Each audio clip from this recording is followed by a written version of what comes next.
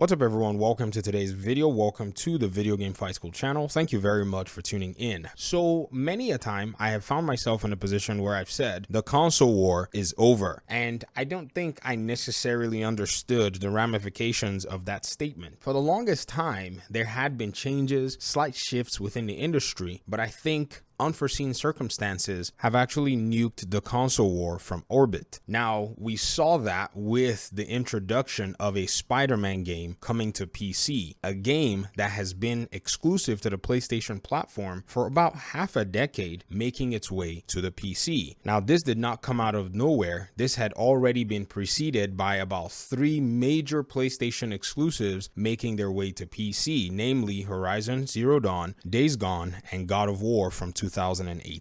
In my opinion, I predicted a while ago in various videos that I thought Spider-Man was the natural successor to come on the platform. For some reason, I didn't necessarily think that The Last of Us was actually going to be a part of it, but somewhere, somehow, at the Summer Games Fest in June of 2022, we saw that there is a Last of Us Part 1 remake that is also in development for PC. And this, basically, in my mind, shattered the entire console war. Oh, did I tell you, by the way, that the Uncharted games are actually also coming to PC as well? So this pretty much changes the dynamic of everything. Now, I should be clear, it's the Uncharted Legacy of Thieves compilation that's making its way to PC. You're not going to be getting Uncharted 1, 2, and 3. Well, at least not today. So who knows? We might be getting these games show up in some collection on PC very soon if we don't take time. And this makes things quite interesting. Now, whichever faction of the console beef you've been on, I think you might be inclined to maybe throw some shade my way, but it doesn't really matter. I've always been, in a sense, somewhat agnostic to whoever can provide me the very best value. In fact, when I first inserted myself into this conversation, even though nobody asked me, I thought that Xbox had already taken the whole console war and run full head-on speed into the winning territory with their Game Pass. And Game Pass is still a formidable service still today. I know on Twitter someone's gonna ask you, but what games has Microsoft released? Like, they're not 100 games sitting on Game Pass right now. I think that's just not a fair question to ask. I think what you might say is you don't prefer to play a lot of the games that are on Game Pass. This does not mean that there are not thousands and thousands of people who actually enjoy those games. So I think it's more of a preferential thing. So for the most part, I thought Microsoft seemed to have the winning formula, and they did. But at the same time, Sony was sitting on gold. They knew that they had a lot of video games that actually pushed people to go buy consoles. But here we were in the PS5 and Xbox Series releases, and there were no consoles available. I think this really moved Sony's own paradigm to change up and adapt to the market forces. And the market forces said PC players want to play your games. So as they started to push these little PC games or PC ports out, they started to see that, man, there seems to be a market for our games that are on our platforms. And so this whole exclusivity talk is now somewhere in the gutter. Very soon, I'm certain that it will probably be obliterated. Now, I'm not saying that these PlayStation exclusives are going to make their way to the Xbox consoles. It doesn't serve Sony that way, but making their way on PC absolutely serves Sony and absolutely puts Microsoft on edge, because the PC ground is more like a neutral territory. Almost anybody can jump in there if they're able to make their way into this particular ecosystem. They can make a mark. And yes, you have Steam, you have Epic Games, and some major players, but it doesn't still mean that there's no ground to still be gained by these big corporations. So Microsoft already for the longest time seemed to have not necessarily paid a lot of attention to the PC side of things. It was quite decentralized, and you know how Microsoft is. They probably wanted to consolidate a lot of that PC market to themselves, but it didn't seem to work out for them. Sony, on the other hand, has realized that Microsoft's strategy to try to consolidate the Windows gaming platform underneath their own wings was not the most successful test out there. And so Sony has decided that they're just going to go to the vendors and put their games out there for a wide array of gamers to play. You can find these exclusives on Steam and on the Epic Games Store. Steam for the longest time kind of seemed to hold the market in a very strong way, but they were kind of fair to some extent. But it was nice for Epic Games to insert themselves into the conversation, even though no one asked them to. It still provided some sort of a balance for gamers who want to enjoy their games wherever it is that they please. So right now, if you're in a position where you're wondering what you should spend your hard-earned cash for, I think the option of a gaming PC is no longer out of the question. Now, there are different forces and there are different circumstances that might still make you prefer a PlayStation 5. I definitely understand if you're coming from PlayStation 4 and you've gathered a library of a number of games, then it seems to make sense that you're probably still in a position to want to buy a PS5 so that you can continue to carry over a lot of your benefits. But if at any rate you don't seem to want to get yourself a PS5 and you're not yet convinced that you should move to the Xbox ecosystem, well, you know what to do. Thanks for watching the video. I'll talk to you guys in another one. Peace out.